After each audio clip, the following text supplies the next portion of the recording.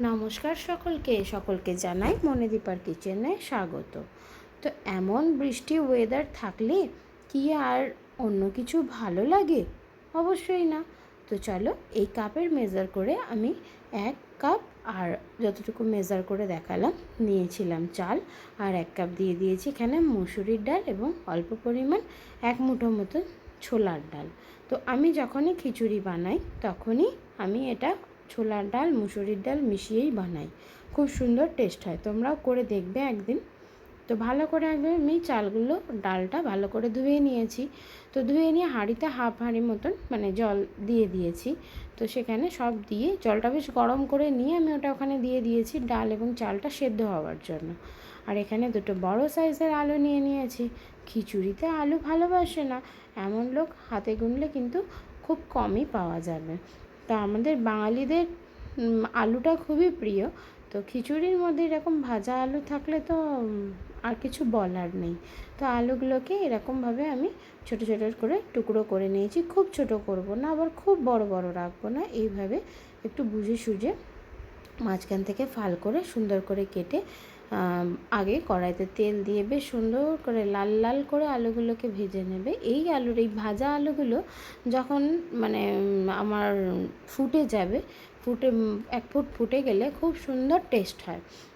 তো জানি না কার কতটা ভালো লাগে, আমাদের কিন্তু সকলেরই খুব ভালো লাগে। যেমন হচ্ছে মাংসের ঝোলে আলু, ভাজা আলু এবং খিচুড়ির মধ্যেও ভাজা আলু ঠিক আমাদের খুব ভালো লাগে। তো এখানে আমার এটা রেডি হয়ে গেল। তো চলো দেখি আমরা চাল আর ডালটা কতটা ফুটেছে। তো দেখো, দেখতেই পাচ্ছ যে চালটা এখনও একটু একটু শক্ত আছে, মুসুরির ডালটা একটু গলে গলে গেছে, মানে একটু সেদ্ধ হয়েছে। ছোলার ডালটা কিন্তু এখনও পুরোপুরো গোটা গোটা রয়েছে। তো এটা এখানে ফুটতে থাক, এর মধ্যে আমি এবার নুনটা অ্যাড করে দেবো। পরিমাণ মতো নুন দিয়ে দেবো, স্বাদ মতো। যে চড়া নুন খাও সে তার স্বাদ মতন দেবে। আর দিয়ে দেবো এখানে পরিমাণ মতন হলুদ।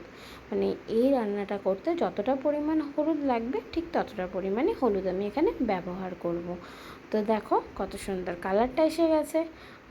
আমার নেই যখন দেখো এখন হচ্ছে একদম হলুদের কালারটা ধরে নেওয়ার পর কত সুন্দর দেখো ভাত এবং ডালগুলো, মানে চাল এবং ডালগুলো দেখো, চালটা কিন্তু আমার সেদ্ধ হয়ে গেছে।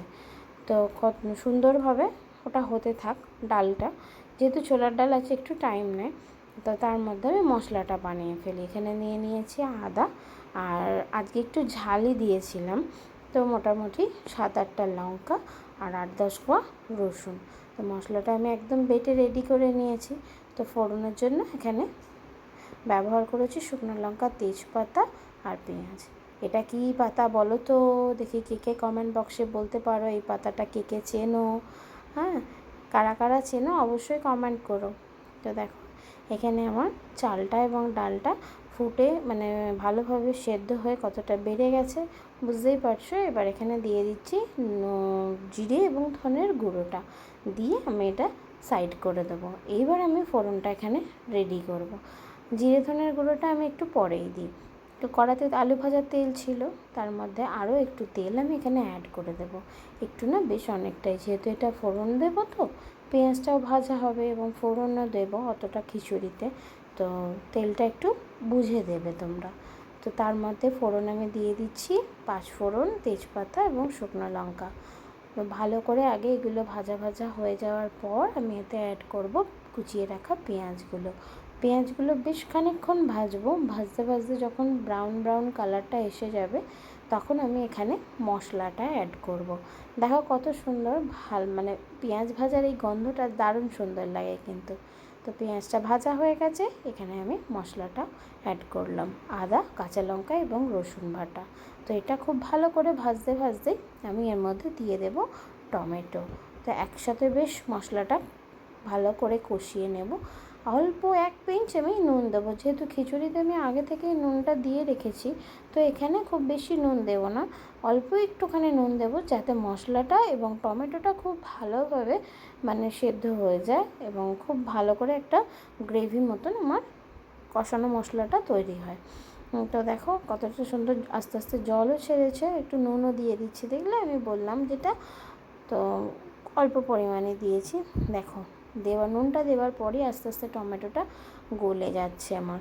তো গলে গিয়ে বেশ একটা ঘন থকথকে তৈরি হয়ে যাওয়ার পর তো এটা আমি তারপর খিচুড়িতে এখানে অ্যাড করে দেবো। মানে আমার মশলাটা হয়েই যাবে, তোমরা দেখলেই বুঝতে পারবে তেলটা বেশ ছাড়া ছাড়া হয়ে যাবে, তখনই এটা আমার হয়ে এসছে, আমি নামিয়ে দেব। তো খিচুড়িতে অ্যাড করে দেব। তো কার কার খিচুড়ি খেতে খুব ভালো লাগে একটু কমেন্ট করে জানিও। আমার বাড়িতে কিন্তু কর্তামশাইও খুব ভালোবাসেন, আবার আমার পুচকুটাও খুব ভালোবাসে, তার তো খিচুড়ি ভীষণই ফেভারিট। সে আবার চিকেন খিচুড়ি খেতে খুব ভালোবাসে। একদিন অবশ্যই তোমাদের সাথে শেয়ার করব তার রেসিপি, চিকেন খিচুড়ি কেমনভাবে আমি বানাই।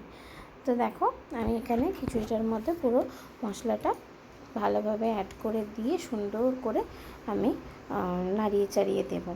তো বন্ধুরা, একটা জিনিস আমি তোমাদের দেখাতে ভুলে গেছি। তো এখানে আমার যে আলুটা আমি ভেজে রেখেছিলাম সেই আলুটা না আমি ঝটপট দিয়ে ফেলেছি, তো যেটা আর দেখানো হয়নি। এরপর আমি ওপর থেকে একটু ঘি অ্যাড করে দিয়েছি। তো আমার খিচুড়ি কিন্তু একদম রেডি। তো এইটা হলো যে পাতাটা আমি তোমাদের দেখালাম, সেই পাতার রেসিপি। ছোটো থেকে তো আমরা পড়েই এসেছি, ওল খেও না ধরবে কালা। তো যাই হোক, ওল কেন, আমরা ওলের সব অংশটাই খাই, কিন্তু এই পাতা অংশটা কি খেয়ে দেখেছি কখনো? তো চলো এই পাতা অংশটা দিয়ে আজ তোমাদের একটা রেসিপি বানিয়ে দেখাই। তো এই পাতাটা আমি আগে ভালো করে ধুয়ে নিয়েছি। ধুয়ে নিয়ে পাতাটাতে ভালো করে কুচিয়ে নিয়ে একটু তেঁতুল দিয়ে দিয়েছি, যাতে এটা যদি এটা যদি গলা চুলকানোর ব্যাপারটাও থাকে সেটা কেটে যাবে। তো এটাকে আমি সুসিদ্ধ করে নিয়ে নেংড়ে এখানে এইভাবে রেখেছি, জল একদম ঝরানো হয়ে গেছে। তো এতে আমি দিয়ে দেবো কাঁচা লঙ্কা কুচি এবং পেঁয়াজ কুচি। আর এটাতে দেবো কি বলো তো, একটু স্বাদ মতো নুন দেবো। আর স্বাদ মতো নুন দেওয়ার পর বাইন্ডিংয়ের জন্য দেবো একটু বেসন। আর একটু মচমচে হওয়ার জন্য দেবো একটা জিনিস, সেটা হলো চালের গুঁড়ো। আর হলুদ দিয়েছি অল্প একটু। দেখো চালের গুঁড়োটা দিচ্ছি যাতে একটু ক্রিস্পি ক্রিস্পি হয়।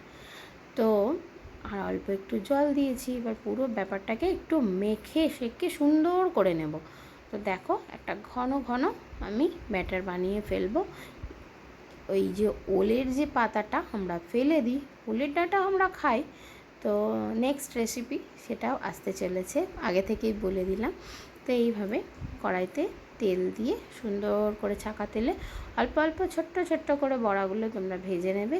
ভেজে নিয়ে তোমরা এটা খেয়ে দেখবে, ভীষণ সুন্দর হয়। মানে যদি না খেয়ে দেখেছো, এটা বলতে পারবো না টেস্টটা কেমন হয়, তোমরা বুঝতেই পারবে না যেটা ওলের পাতা। মানে এত সুন্দর টেস্ট হয় না, এটা একটা যে এত ভালো পকোড়া হতে পারে আমি সত্যি ভাবতে পারিনি। মানে ভীষণ সুন্দর খেতে হয়। অবশ্যই কিন্তু এটা বাড়িতে ট্রাই করবে। আর আমার এই খিচুড়ি আর এই ছোট্ট একটা পকোড়ার রেসিপি কেমন লাগলো সেটা কিন্তু অবশ্যই কমেন্ট করে জানাবে। আর ভালো লাগলে অবশ্যই লাইক কমেন্ট শেয়ার করে দেবে। দেখো, দেখে বুঝতে পারবে কতটা ক্রাঞ্চি হয়েছে, ভীষণ ক্রাঞ্চি হয়েছে। মানে সাউন্ডটা যদি আমি তোমাদের শোনাতে পারতাম না, খুব ভালো হতো। ভীষণ ক্রাঞ্চি হয়েছে। তো দেখো আমি এখানে একদম রেডি করে ফেলেছি আমার সুন্দর সুন্দর বৃষ্টির দিনে খিচুড়ি। আর এখানে বানিয়ে নিয়েছি ওলের পাতার পকোড়া, আর হচ্ছে পাঁপড় ভাজা, ডিম ভাজা। তো বলো এবার বৃষ্টির দিনটা এনজয় হবে কি হবে না? তোমাদের কার কার খিচুড়ির সাথে এত সুন্দর সুন্দর রেসিপি ভালো লাগে, ডিম ভাজা, পাঁপড় ভাজা এবং নতুনত্ব পকোড়া, জানিও।